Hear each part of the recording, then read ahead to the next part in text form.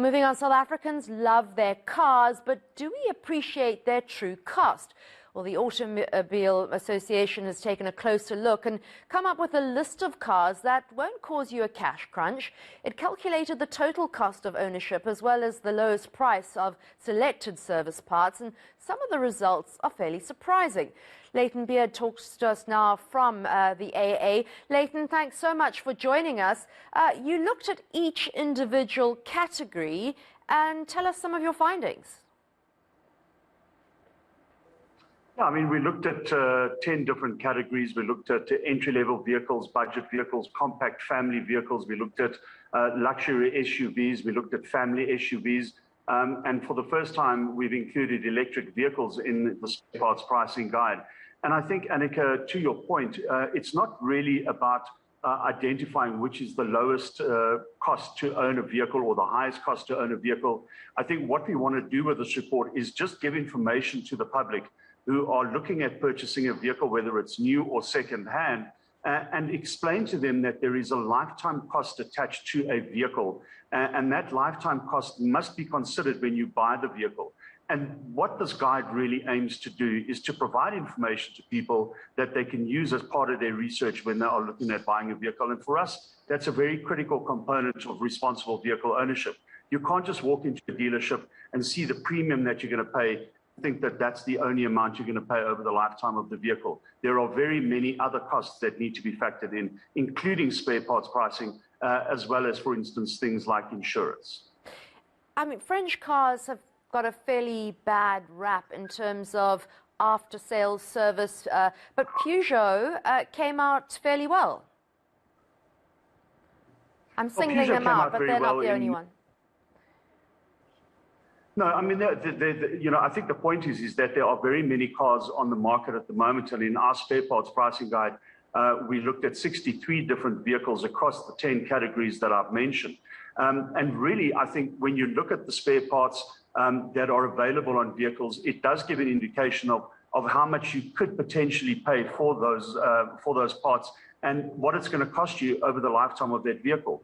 What we've done, Annika, is we've broken the spare parts pricing guide into 3 categories, looking at the service parts. In other words, what is it going to cost you in terms of parts to have that vehicle serviced? We've looked at the maintenance parts of the vehicle, and then we've obviously looked at the body repair parts. So if you're a consumer and you're looking at buying a vehicle, you can consult this spare parts pricing guide, and you can get a very good idea of what's going to happen in terms of the costs on that vehicle over a period of time. And really, as I said earlier, it's part of being a responsible vehicle owner. You need to understand from a budgeting point of view, what are you going to be paying if you are in a situation where you need to service, pay for a maintenance on that vehicle, or actually repair or replace a body part on that car. So as the AA, we champion the cause of consumers and we want to educate the public. And this is really very important for us.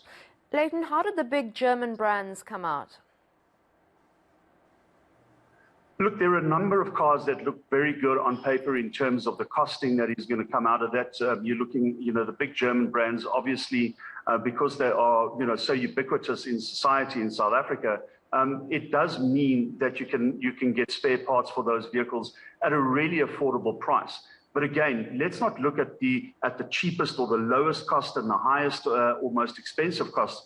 It's about understanding what your budget is. It's about being a responsible vehicle owner. When I buy a vehicle, do I need to consider whether if I'm in a crash that I need to replace the front bumper on that vehicle? And if I am in that crash, am I going to be in a position where I can afford to do that? And that for us is very critical. Let's understand what our budget is, whether you've got a high budget or a low budget, and am I able to then purchase that part if I need it? This is intended to give people an idea of the potential lifetime costs on that vehicle. In the same way, if you, for instance, were looking at a vehicle that you wanted to purchase, are you going to be buying a luxury SUV as opposed to maybe a runaround, when that runaround is going to service your needs better than, for instance, a big SUV? It's all about understanding your needs. It's all about budgeting properly, and that's what this report is intended to do. I would love to have a look through this report. Where can I find it? So if you want to have a look at the report, it is available on our website at www.aa.co.za, and anybody can access that. And I really would advise people who are in a position where they're looking at buying a vehicle, go have a look at the spare parts pricing guide, give yourself a little bit of information that you can base your decision on. It gives you some really valuable insights into, like I said, 63 vehicles. Over and above that, I think it's, for a lot of people, going to be something new that they can look at and give them an idea of, what it is to own a vehicle in South Africa. Thanks so much to Layton Beard from the AA. If you're in the market for a used or new car, go onto their website and have a look. I think it's invaluable.